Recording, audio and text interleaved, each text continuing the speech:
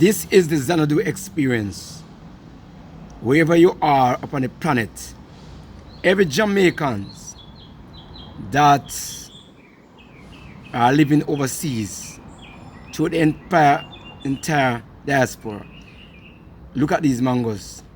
I know that when you look at it, you recognize no other mango can match these mangoes. It just fell from off a tree, it's a big mango. This is not the mango season. Our mango season comes around about March, April, May, June, around about this time. But especially in the Kingston area and St. Catherine area, you find a lot of mangoes will be on the tree. I was told once that the reason why the fruit tree bear more in the cities is because you have more carbon, right? Because you remember you have a lot of vehicles and people living in the areas. And you know the trees live off of our carbon dioxide. And then because of that now the trees survive more. So they bear more. So in the countries you find like the fruit will bear seasonal. But in the cities it bear all year round. You look at that in Kingston area, you find akis on the tree right through the year, mangoes on the tree right through the year, breadfruit on the tree right through the year, and you wonder why, you know.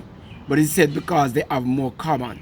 Because remember, we live from the oxygen, the tree live from the carbon. Hence, the tree survive more, so they bear more out of season. This fruit though is a big organic fruit. You recognize that in Genesis chapter 1, 28 to 31, the scripture tells us that human being and animals and the bird got the same food to eat. Food in scriptures mean yam, banana, pumpkin, peanut, fruits, vegetable, everything. When you want to find out what the Bible speaks about meat now, flesh, it talks about in Leviticus 17 verse 11, it talks about flesh and blood. So the Bible answers its own self. In our dispensation now, presently, we call, when we're talking about meat, M-E-A-T, we call meat flesh. In Bible time, they call meat food in general. And they know they identify flesh as in flesh with blood. Follow? And that's why you have to be careful when you study scriptures. You don't use the same language as we use today in the scriptures. Right? You find a couple of other Bibles now will use the way how we talk now. Right? So you have to be very careful when we are studying. We don't mix up the thing. And understand that food in scriptures mean meat and flesh mean flesh with blood. Okay? So the Bible says we all eat the same akis, banana, pumpkin, peanuts. We and the animals and the birds eat the same food or diet. Right? When you want to talk about meat now, right, as we speak, you talk about chicken and fish. But in Bible time, when you talk about chicken and fish, you talk about flesh. Right? But the Bible call it meat or food in Bible time. So when you're studying the scripture, you need to get the Bible language so that you don't misinterpret what the text is saying. And the Ministry of Healing, that book, they'll go in the store and see if you can find it. And also you can find it Back to Eden. And many health books out there will tell you how to eat. Now, I'm not a doctor, right?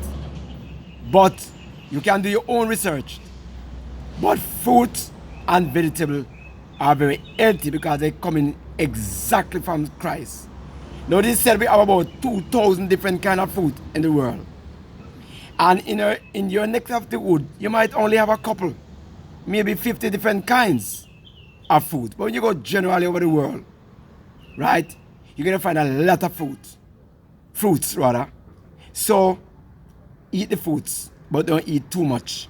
You must be temperate. All intemperate is sin, no matter what you do. Now, next thing I want to touch quickly is do not eat and drink. You must eat and drink in the context. Some people believe that if I eat the whole of the food and then I drink a minute or two after I'm not eating and drinking. Yeah, some people, so they eat, they drink. So they eat, they drink. So they think that if you eat something and then you drink about a minute or two after you're not eating and drinking, yes, you're still eating and drinking because the body needs to process the food without the liquid. But it is good for you to drink something about 40 minutes before you eat. Why?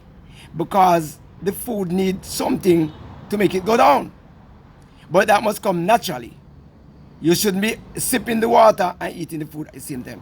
Because the Bible tells us in Psalm 139, wonderful that we are beautifully and wonderfully made. So you don't have to wash down the food with no sugar and water. Now with no syrup. Now no box juice. No. Right? You can drink whatever you want to drink, but do it 1 hour, depending on what you eat, 2.5 hours, or 2 hours after you eat. You might just eat a sandwich. Then if you need some water, you eat about an hour. Fine? But if you eat a big plate of food, you need at least 2.5 hours before you drink anything. Right? Because it messes up your stomach and give you a hangover. And sometimes when you belch, you find that a little sour water just come up in your throat and go back down.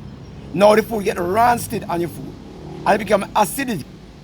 You get an acidic stomach, and then you have to run to the doctor to buy all kind of medication to get it rectified, right?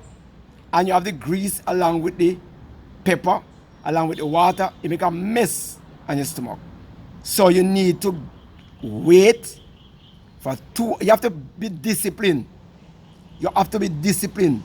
You have to be disciplined. You have to be disciplined. Right? Please, it's not come easy. You have to work at it over a period of time. Eating and drinking is forbidden. The doctors will tell you. The naturopathic doctor will tell you. It is not good for your health. And you shouldn't eat and lay down at the same time either. Right? You should not eat and lay down at the same time. Please like,